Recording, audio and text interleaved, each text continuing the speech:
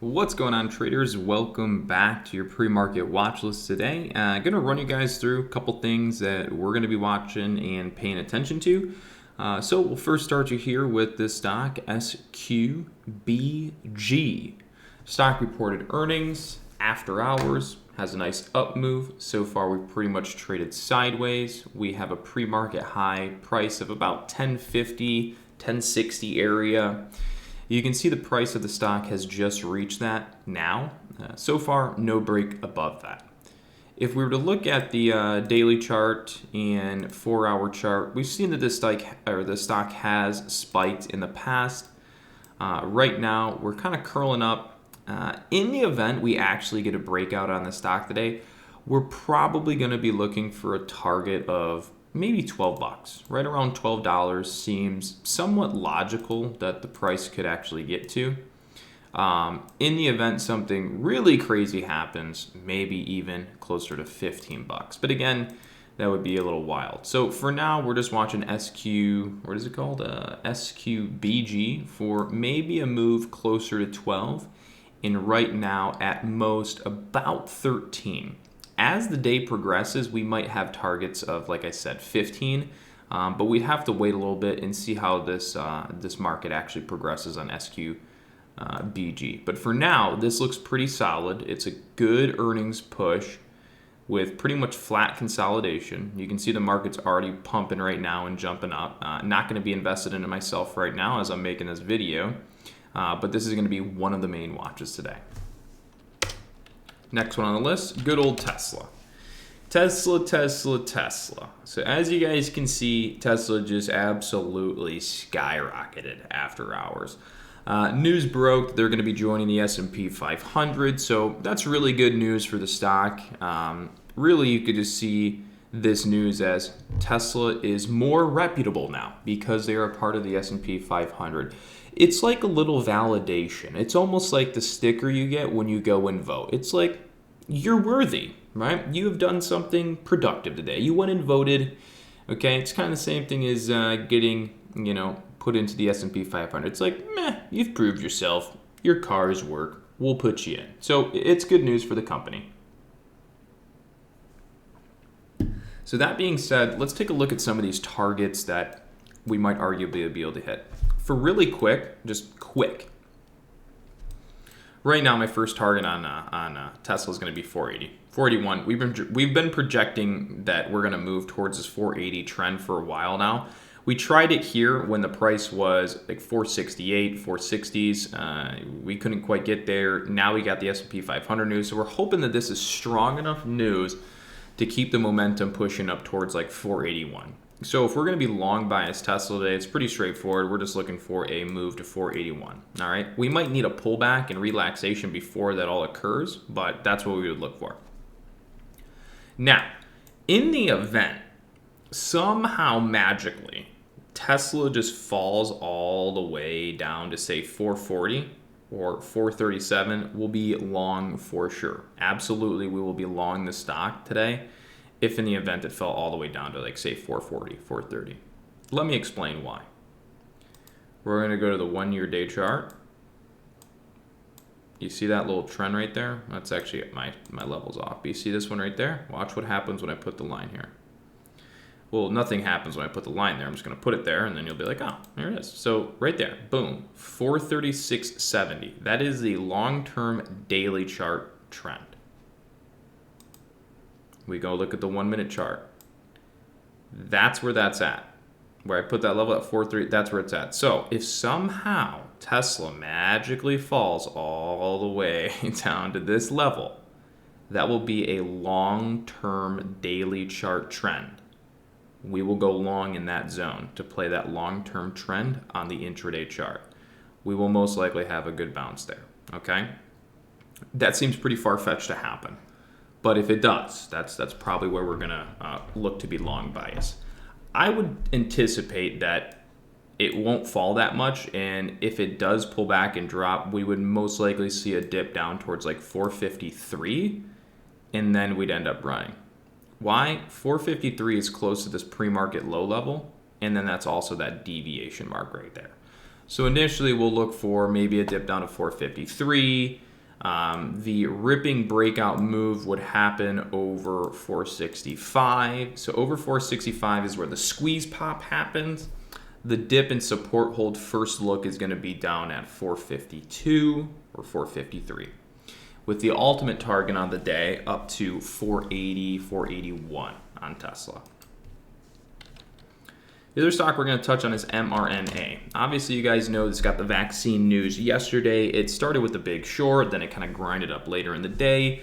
This morning, we're still falling down. There's been price targets given on the stock to 160. So all said and done, we're currently pulling down on the stock. I believe we're going to see some bearish momentum try to continue today. So we were just going to watch MRNA because why not? It had pretty strong positive news yesterday, and we just want to see how the stock ends up reacting today, all said and done with that vaccine news. So whether or not we're actionable and actually trading anything here with MRNA, again, couldn't say for sure. But all said and done, we just want to see what sort of momentum and volatility exist on MRNA today, given that strong vaccine news that came out yesterday for the company. Next one we'll watch is NEO, and the only reason we're watching NEO is because it's NEO. Why not? So we're really just going to watch this simply because it's NEO. There's really nothing more than that. I'm not super interested in being active on the stock today, at least I don't think. So unless something wild or crazy happens on NEO that I can justify today, I probably won't trade it. And the reason I say that is because if we look at NEO from the past couple days, we had our down volatility day where there was great shorting opportunities, great bounce opportunity, great short, good bounce, great short, good bounce. And then yesterday, we got to the 9 moving average, we bounced, we traded sideways. Now it appears we could be into more questionable trading with less volatility. So you might see more up and down, more grindy, less volatility, more confusing and questionable, which can just tend to make it a little bit harder for you to trade. So for right now on NEO, I don't see any sort of massive monster ripping move that might be easy to trade today. And if I'm wrong and that starts to happen, then great. We can start maybe considering to take action. But for now, I feel like we're going to see a little bit of a questionable day on NEO. I could, on the other hand, see a strong rip if we cross through 47.63. If we can start pressing through 47.63 on NEO, then at that point I could see a strong push for the stock. So we'll be watching NEO carefully, but nothing is set in stone yet for that stock. All right. Quickly, I'll run you through like a bunch of the penny stocks that have been moving today. One was LXRX, already kind of faded down, looks a little awkward, but this is one of the stocks moving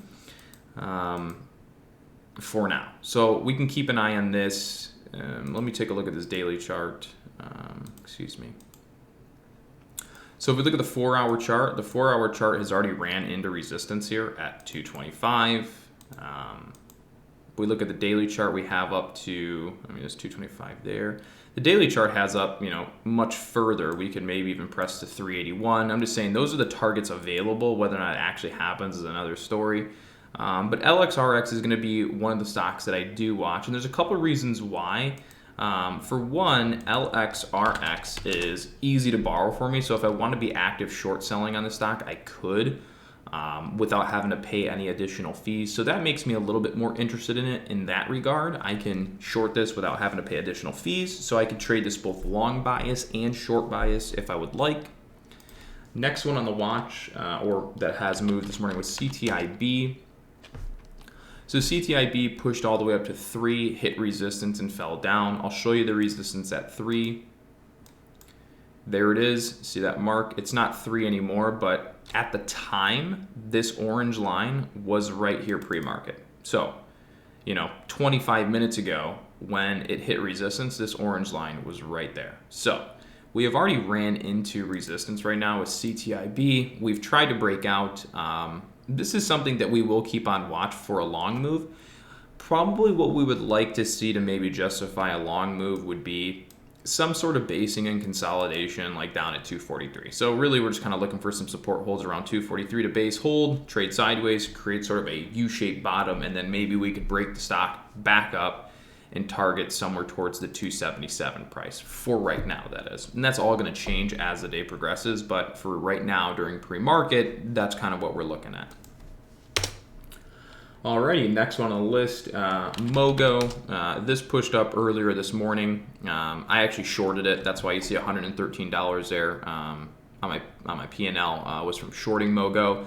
It was an okay short, nothing too crazy. That's actually going to be posted later today with the live trade of it, so you guys can kind of see how I reacted and what I was looking at in the immediate for that trade, why I took the size I did. So that'll be fun for you guys to watch a little bit later, so make sure to stay tuned and check that out as we get this uploaded. Make sure to hit the thumbs up button too on these videos because it will help spread the video more. All right. That's really all I'm going to cover here for you guys today. There's a couple other ones like FCEL, kind of pushed up a little bit. Had a good run yesterday. Maybe we get some continuation on it today. But so far, again, it's really going to be Tesla. We'll watch NEO, MRNA, that SQBG stock. And those are really going to be some of the main ones for us to watch today starting out. And then whatever sort of volatility carries on throughout the day. If penny stocks hit the scanners, then we'll focus on those. But at least to start our day, that's what we're going to be watching. So I hope you guys liked the video. Hope you learned something new. Hope you get something or take something away from this video that helps you out throughout your days of trading and or investing. And that being said, I will see you guys on the next one. Take care.